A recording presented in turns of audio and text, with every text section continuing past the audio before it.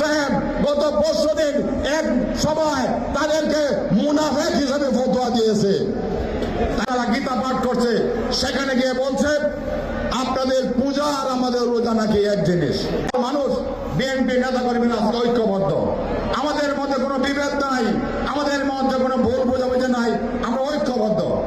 তবে আমি সকলকে বিনয়ের সাথে অনুরোধ করব, আমাদেরকে ঘরে ঘরে গিয়ে ভোট প্রার্থনা করতে হবে। যে কয়টা দিন বাকি রয়েছে প্রতি মুহূর্তে আমাদেরকে টিম করে করে প্রতি মুহূর্তে আমাদেরকে প্রত্যেকটা ভোটারের কাছে যেতে হবে, কারণ আমাদের প্রতিপক্ষরা অদৃশ্য। তারা কোথায় কি করছে এটা আমরা বুঝতে পারি না, এটা চোখে দেখা যায় না। তারা সেই ফজরের নামাজ পড়ে, আমরা ঘুম থেকে ওঠার আগেই তারা তাদের কাজ করে। আজকে তারা জান্নাতের টিকিট বিক্রি করছে কাদের কাছে? আমাদের অবলা সরলা মা বোনদের কাছে।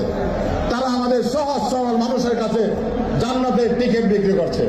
আবার এরাই হিন্দুদের সমাজের সনাতন ধর্মের অনুষ্ঠানে গিয়ে সেখানে তারা গীতা পাঠ করছে, সেখানে গিয়ে বলছে আপনাদের পূজা আর আমাদের রোজা নাকি এক জিনিস। বিশ্বাস করেন আপনারা? বিশ্বাস করেন? এই যে এরা আবার একজন প্রার্থী দেখলাম, সে বলছে যে বিড়ির মধ্যে সুখ টান দিয়ে এই মার্কের মধ্যে ভোট চাইলে নাকি সেও নাকি জান্নাতে যাবে। আমি তাদেরকে উদ্দেশ্য করে বলতে চাই, জান্নাতে টিকিট বিক্রি করেন, আগে আসুন আমার কাছে, দলিল পত্র নিয়ে আসুন। যদি বিশ্বাস হয় হয়তো কিনতেও পারি। এই সাধারণ মানুষকে আপনারা ধোঁকা দিবেন না।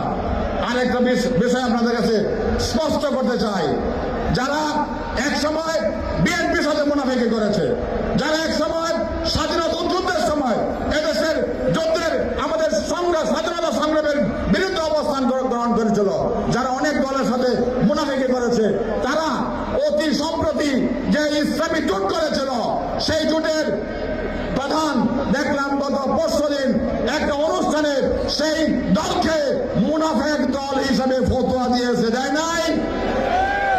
সেই যে ইসলামী আন্দোলন চরমনের পীর সাহেব গত 5 দিন এক সময় তাদেরকে মুনাফেক হিসেবে ফতোয়া দিয়েছে। তাইলে কি বিষয়টা ক্লিয়ার না? এরা কোন ইসলামী দল না, এরা হাতে বেহেশতের টিকিটও দেয় নাই। আমরা এই কথাগুলি মানুষকে বোঝাতে হবে এবং আগামী দিনের উন্নয়নের জন্য 31 দফার মধ্যে আমাদের ফ্যামিলি কার্ড, কৃষক কার্ড, আমাদের ওই ইমাম মুয়াজ্জিন খতিবদের যে ভাতা দেওয়ার যে কথা বলা হয়েছে, আমাদের তারেক রহমান সাহেব বলেছেন, এবং আমাদের দেশের বেকার যুবকদের কর্মসংস্থানের জন্য যে কথা বলা হয়েছে যে ক্ষমতার প্রথম 1.5 বছরে 1 কোটি মানুষ যুবককে কর্মসংস্থান দেওয়া হবে এবং দেশের যুবকদেরকে ট্রেনিং দিয়ে দেশের বাইরে সরকারের লোনের মাধ্যমে তাদেরকে ট্রেনিং দিয়ে ভাষা শিক্ষা দিয়ে বিদেশ পাঠানোর ব্যবস্থা করা হবে।